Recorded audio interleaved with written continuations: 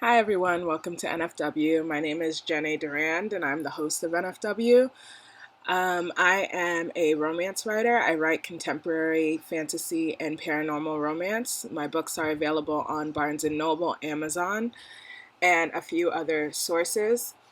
I just wanted to get on to talk today about something I had heard recently. I think someone named B. Simone, I think she has a website. Um, Basically went on, I guess, a show and talked about how she doesn't really want someone with a 9 to 5. She wants an entrepreneur. And people had varying reactions to it. And it actually reminded me of a conversation that I had with a friend of mine because she was talking to a guy and she really liked him. But then she found out that he was a butcher. Well, she also found out some other things that she didn't really like about him. But one of the first things she brought up when I was talking to her is the fact that he was a butcher. And, you know, we were having a conversation and I was kind of like, well, why would that be a negative? I don't know that many things about butchers. I'm going to put that right out there. I don't know how much money they make. I don't know the hours they make. I know nothing about butchers other than the fact that they stand behind a counter and you ask for what you want and then they give you cuts of meat. And so I said, I don't necessarily think that would be a bad thing. Maybe he owns his own butcher shop. Maybe that's his ambition of owning his own butcher shop. I don't really think that's a disqualifier for dating. And, that led us into a conversation as to what we want in a man that we're dating. And I have a very broad view of dating in general, just because I feel like, you know, at the end of the day, when you first meet someone, you're meeting their representative. You're meeting the parts of them that they think is the best part of them. And I'm not really going to judge them based off of that. I want to judge you based off of who you are beneath that representative. And I don't get to that until like a couple of weeks in anyway.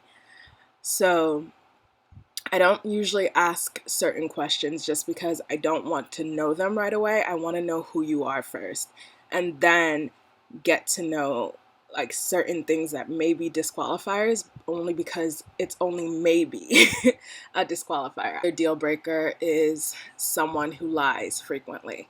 I just can't be in that situation because first of all, I'm usually going to find out whatever you're lying about, and then I'm not the type of person who can forget lies easily.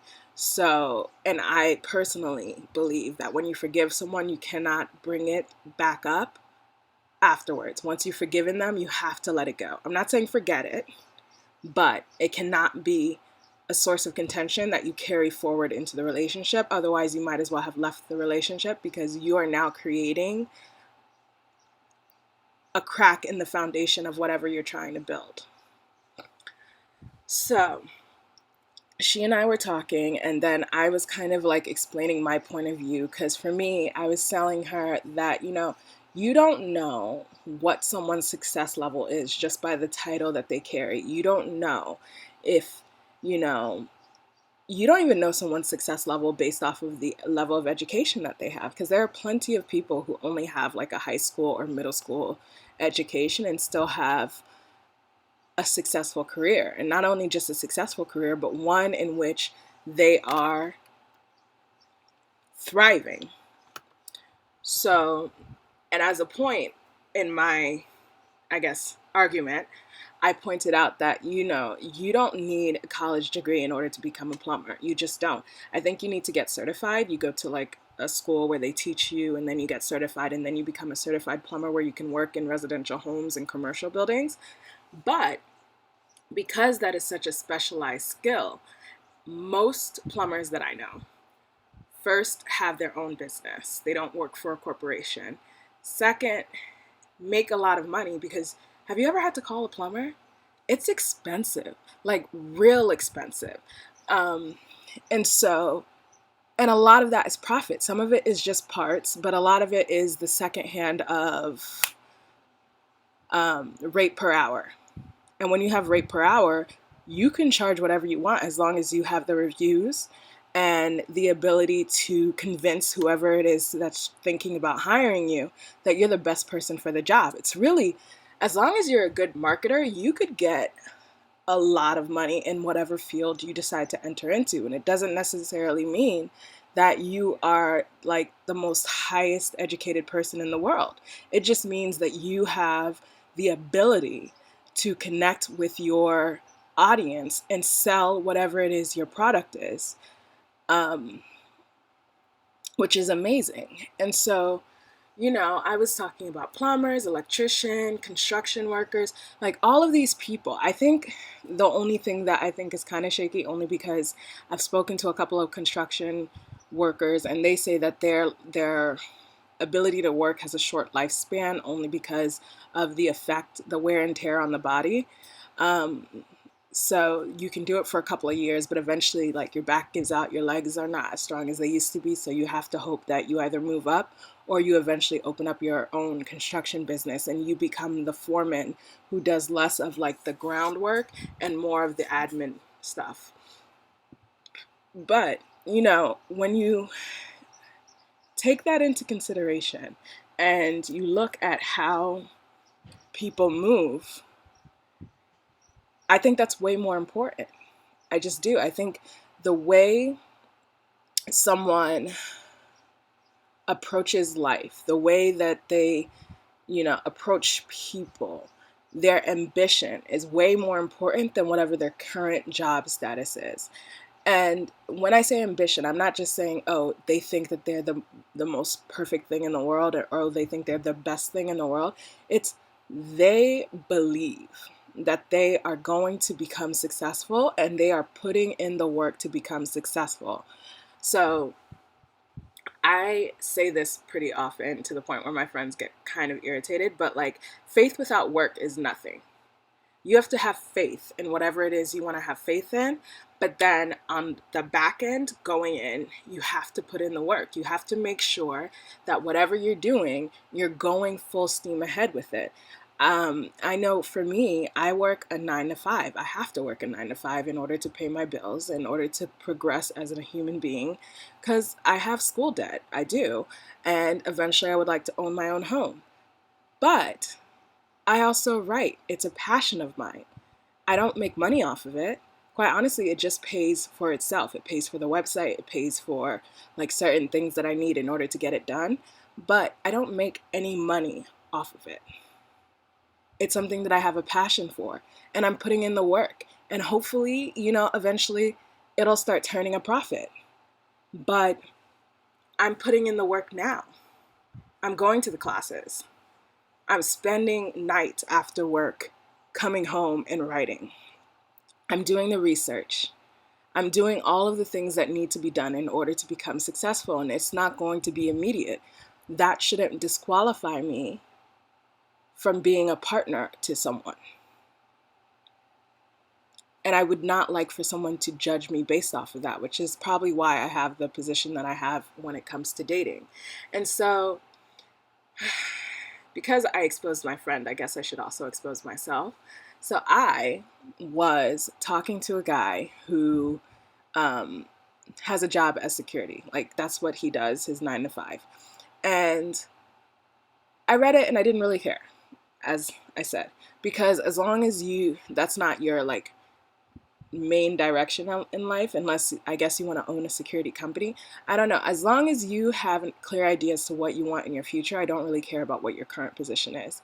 And so I was talking to him, and it was only after like a couple of days, couple of weeks of talking that I realized he has no sense of direction. Like, he didn't know where he wanted to go. He was like, oh, I really like cooking.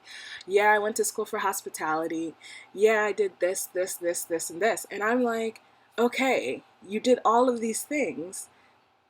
And where do you want to go? What direction are you going in? Why are you still in the same place that you were pre-college? And it took me a while to realize that he did not have ambition. He had dreams.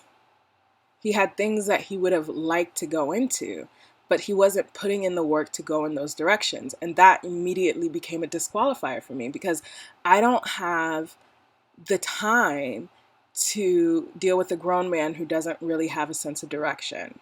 Like, even me, about a couple of months ago, I made the decision to really focus on what I want to do.